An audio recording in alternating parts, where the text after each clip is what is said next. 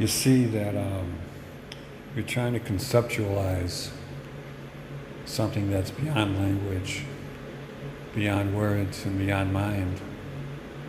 It's like trying to describe to you what lasagna tastes like. And I can tell you that what it's made of, and I can tell you the texture, and I can tell you the smell. I could even try to compare the taste to something else, but you wouldn't really know until you actually tasted it. It's all an experience. And that's what the Buddha had said. He just said, with open hands, taste for yourself. Once you really have a taste of liberation and freedom, you know what it is. But it's subjective, and nobody can tell you. They can kind of point the way. And all you can do is create the perfect conditions for awakening to happen. And you do this by meditation, through meditation, and by being aware of yourself, your body, your posture, following your breath, your breathing. You know, when you return home and you return to the body, that's the source. And what you do is tap into the moment and try to keep the mind from straying into past memories and future expectations. And eventually, things start to open up. You know, they talk of emptiness, and emptiness is another concept that you really can't describe. They say the closest thing in the English language would be something called the void, but even that falls short because you think it's this cosmic other stuff that you're opting for. And the whole idea with emptiness is that how can you describe something that doesn't exist? How can you describe something that was never born and never dies? You know, we live in a dualistic world. Our minds work in a dualistic way. We think if things are either this way or that way. If it's not this, it must be that. You know, trying to break your mind free of that is really a difficult kind of an endeavor. The Japanese koan used to do it. They would ask you certain questions like, what's the sound of one hand clapping? And it's basically just trying to break that pattern of thought that we're caught up in.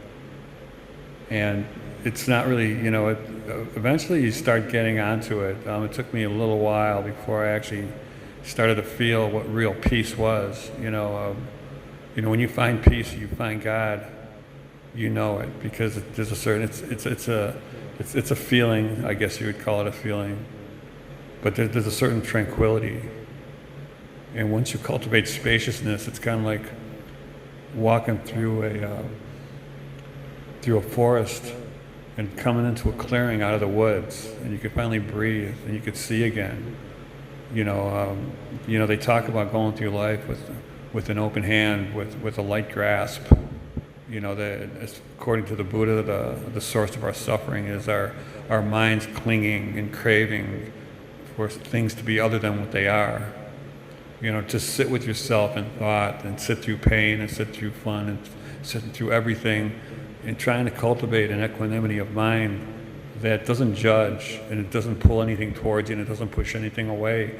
It just kind of watches it, and it's the flow. And eventually what you try to do is you develop what they call being the witness, and you start just watching what's going on. You know, you're not putting your will, you're not imposing your will on reality anymore. You're not asserting it.